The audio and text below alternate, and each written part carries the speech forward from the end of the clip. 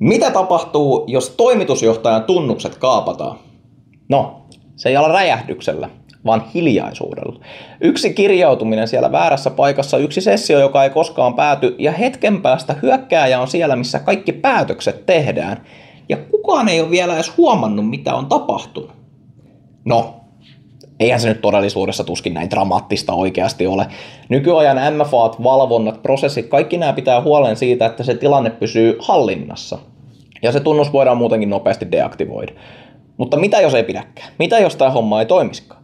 Koska kun se hyökkäys osuu juuri siihen kohtaan, missä vastuut ja käyttöoikeudet järjestelmissä risteää, ollaankin tilanteessa, jossa kaikki vaan ehkä luottaa siihen, että kyllä meillä tämä homma on hanskassa ja ne hanskat on jossain tuolla eteisessä. Ehkä. Nyt me ei puhuta enää vain yhdestä käyttäjästä. Nyt me puhutaan liiketoimintariskistä. Koska toimarin tunnuksilla, no, niillä taitaa päästä oikeastaan minne vaan.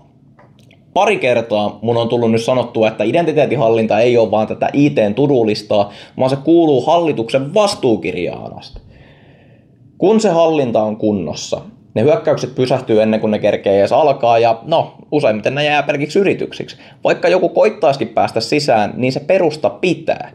Kyberturvallisuudessa, ihan niin kuin elämässäkin, se kysymys ei ole siitä, että jos jotain tapahtuu, vaan kysymys on se, oletko sä valmis siihen, kun jotain tapahtuu.